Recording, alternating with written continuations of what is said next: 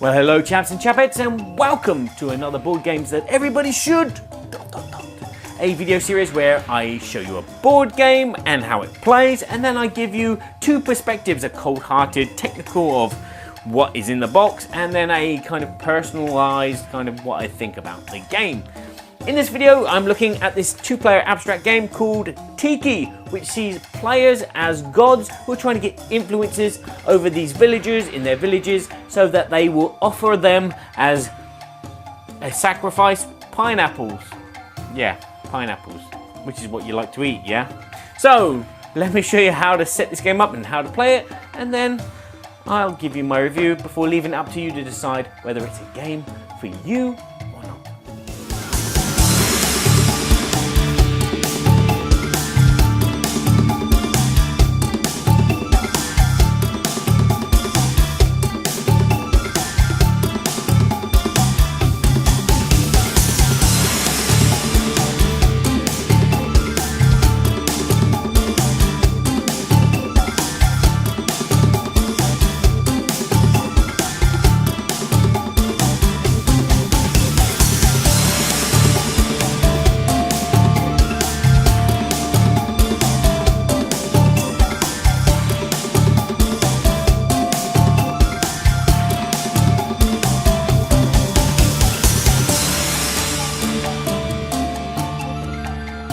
The first thing you'll do is you'll place out the 9 village tiles randomly in a 3x3 square.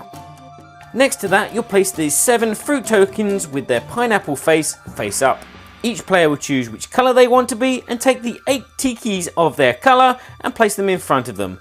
You'll choose a start player, and now you're ready to play.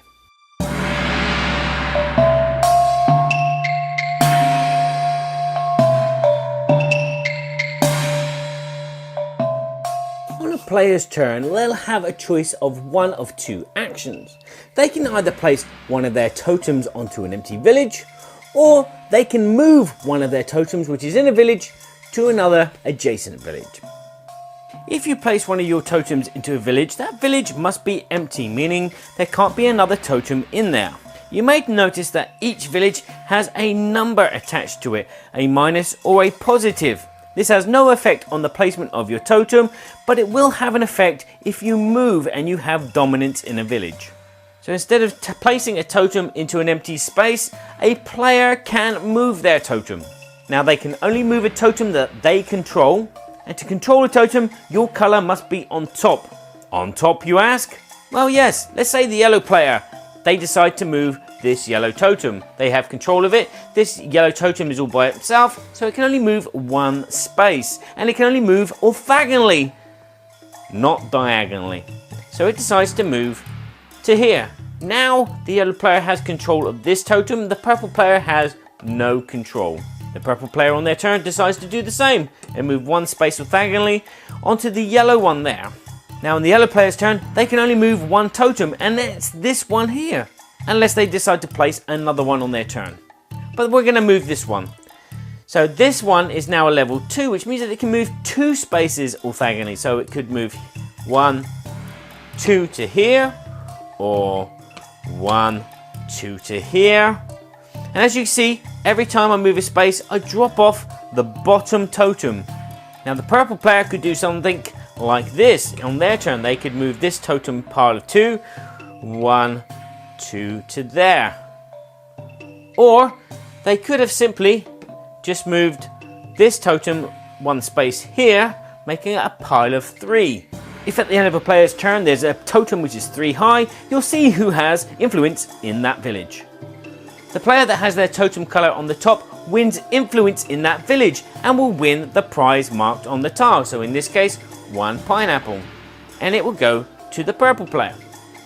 This totem pile is removed from the game and everyone gets their tokens back, and play continues. As you can see, there are some villages which will give you no pineapples, and there's some that even will do a negative effect.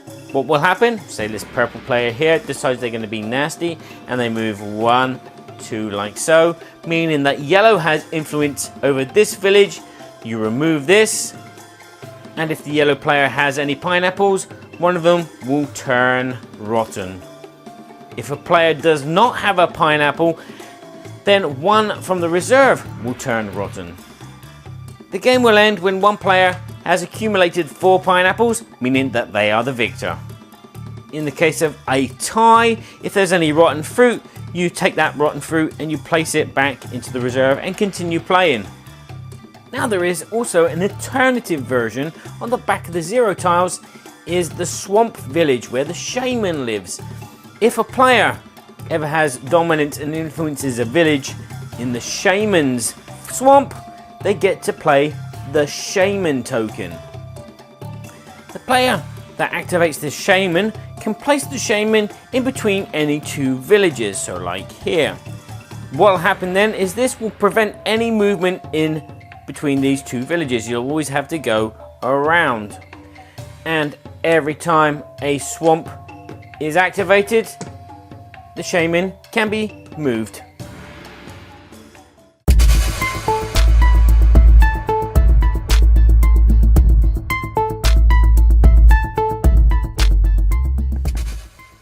So to the review, the cold technical review. What are you getting in this box? For one, a very nice felt insert, which I think is a bit different to what they proposed at the beginning of this, because this was a Kickstarter game. You're getting these fabulous thick 6-7mm thick tiles, which are very sturdy. You're getting a load of these little colourful little tikis.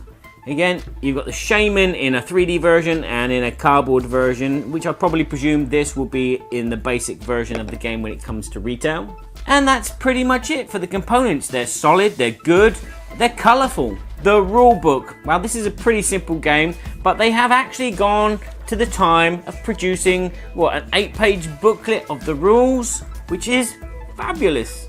Plenty of illustrations, everything is spaced out. But as I said, it's a very simple game to learn to play. So from a technical standpoint, this game is a 10 out of 10. It would be a 9.5 out of 10 for my Kickstarter version due to the fact that it's got some Kickstarter exclusives like this bad Tiki. But the thing is, you have to go and download the rules, which I think, you know, it should have been in there. So Tiki is a board game that everybody should take on their summer vacation with, because you never know when you're going to get in that bored 5-10 minutes and just get it out and play. So how do I feel about the game personally? Well, it is a simple abstract game. If you're not into simple 2-player abstract games, this game is not going to be for you.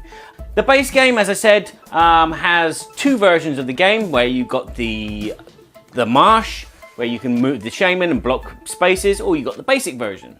In the Kickstarter version, there are actually another 4 variants that you can add to the game. Villages that will let you swap tiles around, villages that will make you swap the order of the tikis around, and there's also the bad tiki. The bad tiki acts as your own tiki if you have control of it. And then the 4th version is you can mix all of the other versions, so the bad tiki, the swapping tiles, the marsh, you can mix them all up. The gameplay is simple. This is a very simple abstract where you're just moving to get control. But as you can see, there are villages that will gain you nothing and maybe lose you one of the objectives. And then there's the super tile, which gives you 2 pineapples. It's a logic puzzle. It kind of feels like noughts and crosses, but there is more to it than that. This is a nice kind of puzzle game where you're trying to outthink your opponent. You know, should you put a tiki there in that village, or should you move another tiki which is already on your control? And it does become like a logical problem once you've figured out the mathematics, because it is just, they're going to play a piece or they're going to move a piece. And you can kind of calculate where they're going to go and what they're going to do. But at the same time, they might bluff you and take that 0 score. Or they might see something that you don't see and then just drop you off with 1 less pineapple. The fact that the tiles can be moved around so you can got a different board every time is a bonus. It adds a bit of variety. If you play with one setup, it feels a little bit different to another setup. Whether it be like that 2 pineapples being in the middle or to the corner, you got less chance of getting to it. And then wherever the zeros are, or the marshes, or whatever other special abilities that you have in the game, it just makes the game feel fresh and different every time you play, even though you are doing basically the same thing. It's quick playing, it's light, it's fluffy, it's fun, it's an abstract for 2 people. You just get it out before dinner while dinner's cooking, bang, bang, bang, bang, a game or 2. The components have a great tactile feel. It's fun to pick them up or just treat them like poker chips. And hopefully they don't chip. It could have been in a slightly smaller box, but hey ho. It's colourful, it's vibrant, it looks flashy on your table. I'm kind of into abstract games, and as I said, I love Untitled and I love King and Assassin. This is almost up with them. I don't know why it doesn't have that, it doesn't look like an abstract game, even though it is. And I think we're going to be seeing a lot more abstract games take on these really colourful, vibrant feels, which have like a theme placed on it, but it's not really much of a theme. You are basically just moving pieces around to get control. But it looks great. This is probably going to be my go-to filler game for the moment because it just looks nice and it feels nice, and it'd be nice to just try and beat someone for once. Has great appeal for kids. Kids look at it and go, wow, this is nice. Let me play, please, Dad. And most importantly, it feels familiar, but it's different. So yes, it is my cup of tea. I do enjoy abstract games. I do prefer them with more players, but 2 players is fun if there are just 2 of you. So my BGG rating is going to be an 8 out of 10. Yeah, this is a game that I can just get out and play on the table whenever I want. But it's not a game that I'm always going to want to play. It's just going to be like one of those quick fillers. We got nothing to do, there's 2 of us, bang. Or maybe there's 3 of us and we do like a knockout tournament. So my combined score with my technical and my personal, you're going to get a 9 out of 10. But that's only if you're into abstract games. This is why it's so great. It's great because it's produced well and it's a simple idea and it works. So there you go. I hope you found this video useful to you and it's pointed you in the direction whether Tiki is a game for you or not. So all I need to say now is thank you very much for watching, and remember that if you like this video, give it a like. If you know someone that might appreciate this video, share it with them. And you can always go to boardgameseverybodyshould.com and find out everything that I'm getting up to in the world of board game music, board game reviews, and board game babbling. Yeah. You can also go to Patreon and donate some money, get yourself into my prize draw, get yourself some promos and bits and pieces like that. So I say ciao for now, and remember, please play nicely with each other because it's just the game. Just sitting at the table next to Felicia.